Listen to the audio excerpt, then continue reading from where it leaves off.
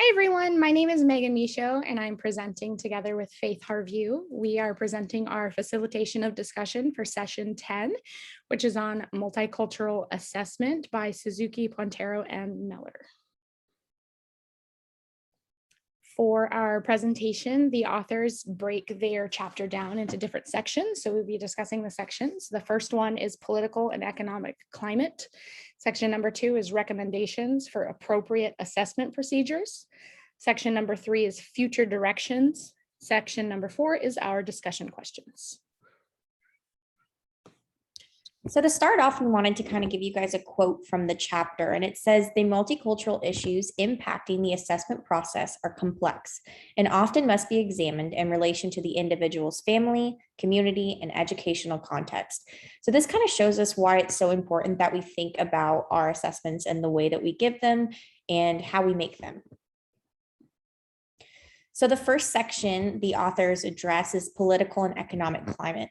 So they start off by talking about different agencies and how that means more complexity, because different agencies have different reasons for making tests. And it kind of goes into this fact where both standardized and non-standardized assessments have become big business. So a lot of agencies are focused more on making money than they are about the content of the actual assessment or the outcome of it. Information regarding racial and ethnic differences is necessary and reported by most agencies.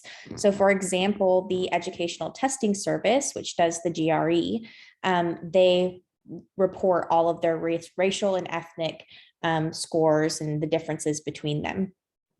So this kind of goes into where we think about schools. So we talk about these big agencies and how they submit these reports and things like that. But at our schools, we make assessments and use those scores to make these really big, important decisions. Well, these assessments are often administered without much thought about the quality. So when we create assessments, we need to think about the most appropriate and culturally sensitive methods. So this leads into the recommendations for appropriate assessment procedures. So the first thing we have to think about is our assessment purposes. We must have a clear purpose for an evaluation, and it should only be administered if it shows clear utility. Also, racial and ethnic groups must be involved in determining the purpose. That means creating the assessment and also administering the assessment. Test content. Content should be sensitive to culture, and assessments are often reviewed to see results based on racial and ethnic groups. But this doesn't really mean that it shows us why they perform this way. So it's important for us to think about the content that we're putting into our assessments. Methods and procedures. Professionals are responsible for understanding, recommending, and providing culturally sensitive information throughout the assessment process. Test results should be shared openly with family and the individual being tested. This means that when you're sharing this information, it should be done in the language and in a means that the family and the individual will understand. Here's another quote. There is no such thing as culture-free or culture-fair instrument or assessment. So we can't just have one assessment that we put out there. And Megan's going to go into a little bit more about why we need to have different ways to give the assessment and also different assessments. The final recommendation that the authors have given in their paper is recommendations about the examiner themselves. So the examiner is the person who is proctoring or administering the test. It's important here to consider that the examiner is not necessarily just a teacher in a classroom. It could be a teacher in a classroom. It could also be a school counselor. It could be a child psychologist at a separate institution. So anyone who has that role of administering a test for a specific purpose is considered to be an examiner. Some of the things, I didn't include all of them from the chapter because there were many, but these were kind of the significant ones. But some of the things that they suggest that needs to be considered when looking at an examiner is, what is the extent of the examiner's cultural and community specific knowledge? We thought this was important because it's not just the cultural knowledge, but community specific knowledge, because you can have a student with a certain background who might come from a different community than another student of the same background. And we've seen in literature and research before that that community can be just as, if not more, crucial to how that student performs or responds to things. The next point is, to what extent has this professional been able to translate cultural knowledge? It's one thing if someone is able to understand and has a good knowledge of different cultural norms or different ethnic norms, but how have they translated that into the way they give assessments, into how they read assessments, or they evaluate the results of their assessments? What is the professional's shared knowledge base? What this means is basically, where does the professional's knowledge come from?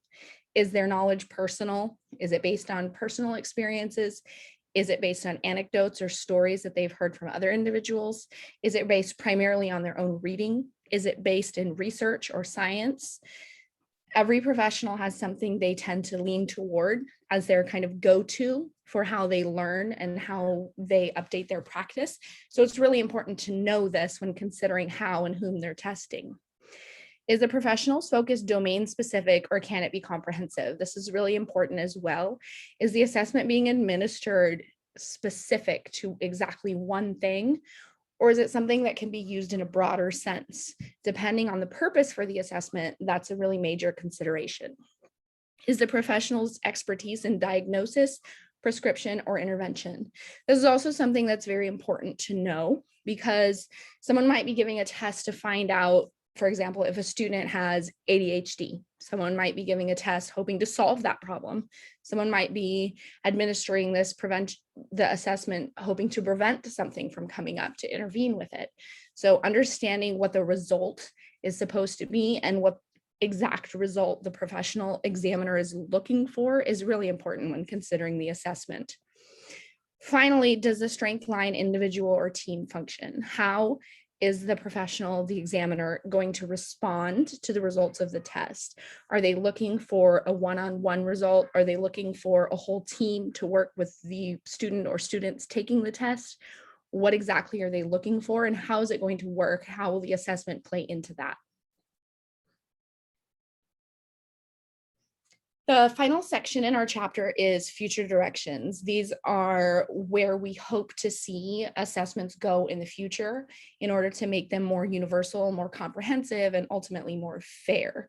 Like Faith mentioned before, they do say in the chapter that they repeatedly fail every time they try to make an ethnically fair test, because it's simply not possible to do. It's never been done. So the focus here is for a recommendation on multiple assessment methods. So the first thing they recommend is developing alternative measures and procedures for diverse populations. Stop relying on the standardized test as the end all be all. Be willing to use other assessment methods, performance-based assessments, portfolios, demonstrations, teacher recommendations. All of these can also be used as assessments without standardized testing or in conjunction with standardized testing. Finally, understanding ethnic norms. This needs to become a priority, and it needs to become normal for all professional examiners to have a strong foundational understanding and training on ethnic norms. Increasing collaboration with bilingual professionals would also be really helpful to standardized testing, because if someone creates a test, or a test company creates a test, and someone who doesn't speak English as their first language reads that, they're more likely to find something that would confuse or put someone who doesn't have English as their first language at a disadvantage than someone who does speak English as their first language. So that would be a really important step in the direction toward fairness. Finally, developing a broader framework for conceptualizing psychological assessment. This ties back into the first with alternative measures. If a child psychologist, for example, is testing for ADHD or testing levels or intelligence or IQ testing or anything like that, it's really important that they be willing to consider more than just a single test score in their evaluation and in their results. And then finally, increasing the availability of multicultural literature. This is a very broad direction, and this applies to the population at large. So the idea here is that multicultural literature is available across the board. It becomes more of a normal part of society. It's seen more often in schools. More kids grow up with it. There's a better understanding overall of cultural differences and ethnic norms.